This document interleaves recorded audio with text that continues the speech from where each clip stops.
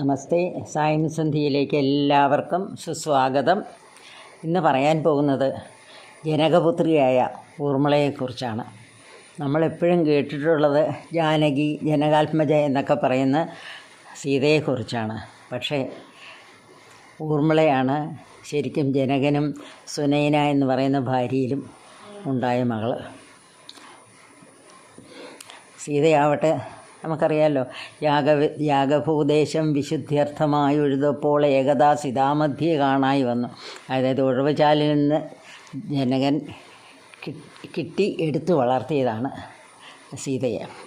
അങ്ങനെ അവിടെ നമുക്കറിയാം, അവർ 4 സഹോദരന്മാർ, ദശരഥ മഹാരാജാവിൻ്റെ മക്കൾ, 4 സഹോദരിമാർ. ഇപ്പറേ ജനകൻ്റെ കൊട്ടാരത്തിൽ അങ്ങനെ അവർ തമ്മിലുള്ള വിവാഹമൊക്കെ നടന്നു. നേരെ ഈ 4 കപ്പിൾസും അയോധ്യയിലെത്തി 12 വർഷം അങ്ങനെ സുഖമായിട്ട് സന്തോഷത്തോടുകൂടി അവർ എല്ലാവിധ സുഖഭോഗങ്ങളും അനുഭവിച്ച് അങ്ങനെ കഴിഞ്ഞു. പക്ഷേ അപ്പോഴത്തേക്കും നമ്മളുടെ രാമന് അഭിഷേകത്തിനുള്ള സമയമായി. കഥയൊക്കെ എല്ലാവർക്കും അറിയാമല്ലോ. കൈകേയിയും മന്ധരയും കൂടി അതൊക്കെ ഇന്നത്തെ ഭാഷയിൽ പറഞ്ഞാൽ കുളമാക്കി. അങ്ങനെ രാമൻ വനവാസത്തിന് പോകാനായിട്ട് തയ്യാറെടുക്കുന്നു. സീത പറഞ്ഞു ഞാനും കൂടെ വരുന്നുണ്ടെന്ന് പറഞ്ഞു. അത് കഴിഞ്ഞിട്ട് ലക്ഷ്മണൻ ഊർമിളയോട് പറയണമല്ലോ. ഊർമിളയുടെ അറയിലേക്ക് ചെന്നപ്പം ഊർമിള ഒരു ചിത്രം വരച്ചുകൊണ്ടിരിക്കുകയാണ്. അത് പട്ടാഭിഷേകത്തിൻ്റെ ചിത്രമാണ് വരയ്ക്കുന്നത്. അച്ഛന് കൊടുക്കാനായിട്ടാണ് വരയ്ക്കുന്നത്. വേഗം ചെന്നപ്പോഴത്തേക്കും തന്നെ ലക്ഷ്മണനുണ്ടല്ലോ, ഊർമിളയുടെ ആ ചുമലിലേക്ക് ചാഞ്ഞു എന്നാണ് പറയുന്നത്. കാരണം അത്ര സംഘർഷത്തിലാണ് ചെല്ലുന്നത്. ഇനി ഊർമിള എന്ത് പറയുന്നറിയില്ല. സീതയെപ്പോലെ തന്നെ എനിക്കും പോരണോയെന്ന് പറഞ്ഞാൽ എന്ത് ചെയ്യും? ആ ഒരു വേവലാതിയായിരുന്നു മനസ്സിൽ. പക്ഷെ ചെന്നു കാര്യമൊക്കെ പറഞ്ഞു. ഊർമിള കൂടുതലൊന്നും പ്രതികരിച്ചില്ല. അങ്ങ് പൊയ്ക്കോളൂ, സന്തോഷമായിട്ട് പൊയ്ക്കോളൂ, പോയിട്ട് വരൂ, ഞാനിവിടെ അമ്മമാരെയൊക്കെ ശുശ്രൂഷിച്ച് ഇവിടെ കഴിഞ്ഞുകൊള്ളാം എന്ന് പറഞ്ഞു. ശരിക്കും പറഞ്ഞാൽ ഊർമിളയെ അത്ഭുതത്തോടു കൂടിയിട്ടാണ് ലക്ഷ്മണൻ നോക്കിയത്. ആ നോട്ടം കണ്ടപ്പോഴേ കാര്യം മനസ്സിലായി. പറഞ്ഞു, എനിക്കറിയാം പോകുന്നത് എങ്ങോട്ടാണെന്നറിയാം. ദുഷ്ട രാക്ഷസന്മാരും ഹിംസ്ര ജന്തുക്കളും ഒക്കെയുള്ള കാട്ടിലേക്കാണ് പോകുന്നത്. അപ്പം ഞങ്ങൾ 2 പേരും കൂടെ, സീതയും ഞാനും കൂടെ ആ കാട്ടിലുണ്ടാവുക എന്ന് പറഞ്ഞാൽ അത് വലിയ ബുദ്ധിമുട്ടുള്ള കാര്യമാണ്. അതുകൊണ്ട് ഞാൻ എന്തായാലും വരണമെന്ന് പറയില്ല. അങ്ങോട്ടും വിഷമിക്കേണ്ട, ഞാൻ സന്തോഷമായിട്ട് ഇവിടെ കഴിഞ്ഞോളാം. അമ്മമാരെയൊക്കെ പരിചരിച്ച് അങ്ങ് ജ്യേഷ്ഠനെയും ജ്യേഷ്ഠത്തിയുടെയും നോക്കാനായിട്ട് തീർച്ചയായിട്ടും പോകണം. അതുകൊണ്ട് അങ്ങ് പൊയ്ക്കോളൂ എന്ന് പറഞ്ഞു. ഇത് കേട്ടപ്പോഴേക്കും നമ്മുടെ ലക്ഷ്മണനുണ്ടായ ഒരു സമാധാനമുണ്ടല്ലോ, ഒന്നും പറയേണ്ട. ആ ഒരു വലിയ പ്രശ്നം അങ്ങ് ഒഴിഞ്ഞു പോയില്ലേ.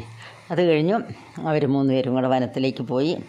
വനത്തിൽ ചെന്ന് കഴിഞ്ഞപ്പോൾ നമ്മുടെ ലക്ഷ്മണൻ്റെ ജോലി എന്താ? ഇവരെ സംരക്ഷിക്കുക എന്നുള്ളതാണ്. രാത്രിയാകുമ്പോൾ ഉറങ്ങാതെ ഇരിക്കണം. കാരണം ഒന്ന് കണ്ണടച്ചാൽ, ഒന്ന് കണ്ണ് ചിമ്പിയാൽ എന്തും സംഭവിക്കാം. അങ്ങനെ ഒരു സ്ഥലമാണല്ലോ. അതുകൊണ്ട് നിദ്രാദേവിയെ പ്രാർത്ഥിച്ചു ലക്ഷ്മണൻ. നിദ്രാദേവി പ്രത്യക്ഷപ്പെട്ടു. അപ്പോൾ പറഞ്ഞു, ഇങ്ങനെ എനിക്ക് ജ്യേഷ്ഠനെ ജ്യേഷ്ഠത്തെയൊക്കെ നോക്കേണ്ടതായിട്ടുണ്ട്. അതുകൊണ്ട് എന്നിൽ ഈ 14 വർഷക്കാലം ഞാൻ ഉറങ്ങാതെ ഇരിക്കണം.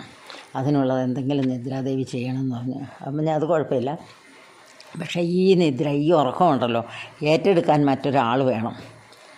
അന്നേരം ലക്ഷ്മണൻ പറഞ്ഞ് അത് കുഴപ്പമില്ല, എൻ്റെ ഭാര്യ ഊർമിള അത് ഏറ്റെടുത്തോളും എന്ന് പറഞ്ഞു. കാരണം അത്രയും വിശ്വാസമുണ്ട് ഊർമിളയിൽ ലക്ഷ്മണന്. കാര്യം അവരകന്നായിരിക്കുന്നതെങ്കിലും മാനസികമായിട്ട് അവർ അത്രയും അടുത്താണ്. അതാണ് നമ്മൾ ആ ബന്ധത്തിൽ കാണുന്ന അവരുടെ. അങ്ങനെ പറഞ്ഞു. ഇന്ദ്രാദേവി ഊർമിളയുടെ അടുത്ത് ചെന്നു കാര്യം പറഞ്ഞു. ഊർമിള പറഞ്ഞു, ശരി, ഒരു വിഷമമില്ല, ഞാൻ ഉറങ്ങിക്കൊള്ളാം എന്ന് പറഞ്ഞു. അങ്ങനെ ഈ 14 വർഷവും ഈ ലക്ഷ്മണൻ ഉറങ്ങുന്നതിന് പകരം ആ ഉറക്കവും കൂടെ ഏറ്റെടുത്ത് അങ്ങനെ ഉറങ്ങി നമ്മുടെ രാജകുമാരി കഴിഞ്ഞു. ഊർമിളയെക്കുറിച്ച് നമുക്ക് കൂടുതൽ അറിഞ്ഞു കഴിഞ്ഞാൽ ഊർമിളയുടെ കുറച്ചുകൂടി മഹത്വങ്ങളൊക്കെ നമുക്ക് മനസ്സിലാവുകയുള്ളൂ. അത് കഴിഞ്ഞു. ഇത് ഉത്തരഭാരതത്തിലെ കഥയാണ്. ശ്രീരാമൻ സരയൂവിലേക്ക് ഇറങ്ങി. എന്നിട്ട് പറഞ്ഞു, എൻ്റെ കൂടെ പോരുന്നവരൊക്കെ പോകാൻ പറഞ്ഞു. ഊർമിള പോയില്ല. അപ്പോൾ നമുക്ക് സ്വാഭാവികമായിട്ട് തോന്നുമില്ലേ, ലക്ഷ്മണൻ അതിനു മുമ്പേ തന്നെ പോയല്ലോ. ഇത് എന്താണ്, ഊർമിളയ്ക്ക് ഇനി കുറച്ചു കാലം കൂടെ ജീവിച്ചിരിക്കണമെന്നുണ്ടോ, മരണത്തെ പേടിയുണ്ടോ, എന്താണെന്ന് വിചാരിച്ചു. പക്ഷെ അതൊന്നുമല്ല കാര്യം. സീതയില്ല അവിടെ.